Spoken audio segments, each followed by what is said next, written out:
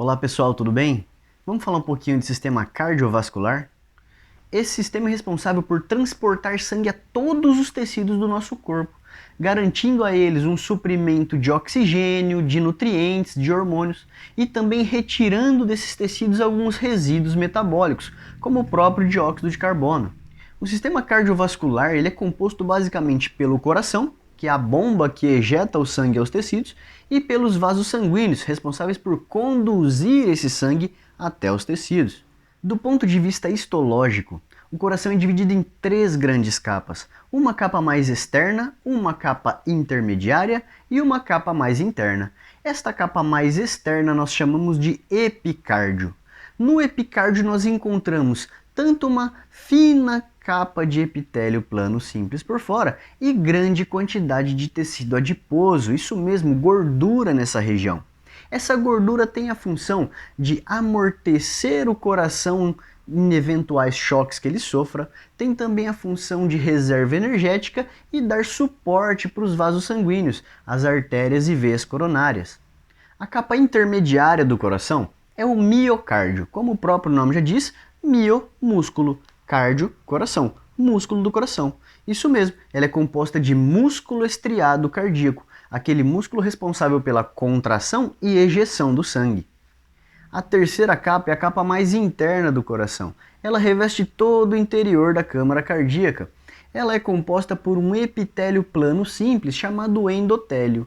Este endotélio reveste todas as regiões onde passa o sangue, inclusive o interior de vasos sanguíneos. Mas afinal, como acontece essa contração do músculo cardíaco? Na porção mais interna do miocárdio, tem algumas células musculares que se especializaram na condução elétrica, isso mesmo, músculo que produz impulso nervoso. Essas células se organizaram em algumas regiões, formando os nodos. Nodo sinoatrial, nos átrios, nodo átrio-ventricular, entre o átrio e o ventrículo.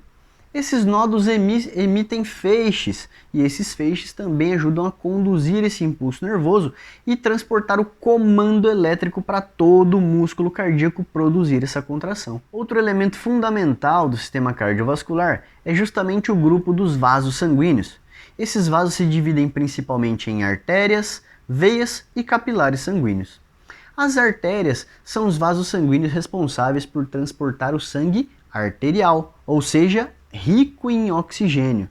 E já as veias são os vasos sanguíneos que transportam sangue venoso, rico em dióxido de carbono. E os capilares são os menores de todos os vasos. Do ponto de vista histológico, a estrutura de um vaso sanguíneo é dividida basicamente em três túnicas.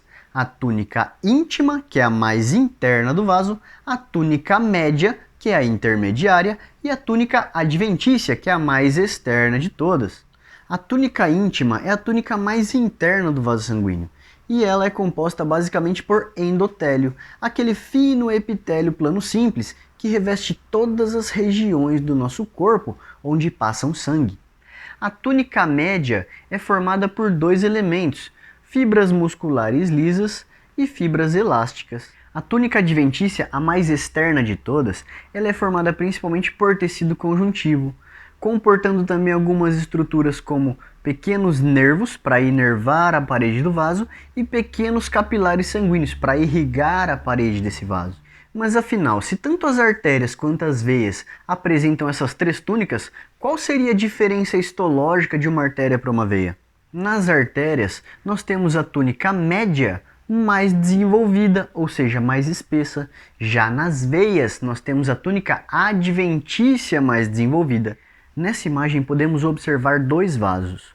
Uma artéria, que apresenta a túnica média mais desenvolvida, e do outro lado uma veia, que apresenta a sua túnica adventícia mais desenvolvida.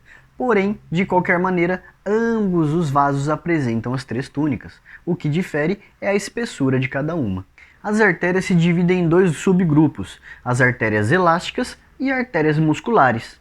As artérias elásticas apresentam na sua túnica média uma proporção muito maior de fibras elásticas em relação ao músculo liso. Já as artérias musculares é o oposto, uma proporção muito maior de fibras musculares em relação a fibras elásticas. Mas afinal, por que essa diferença? Vamos pensar um pouquinho? As artérias elásticas são as maiores artérias do nosso corpo, portanto estão mais próximas ao coração. Assim, elas recebem o sangue com uma pressão muito maior e por isso precisam apresentar mais fibras elásticas do que fibras musculares, justamente para aguentarem essa distensão realizada pela alta pressão sanguínea.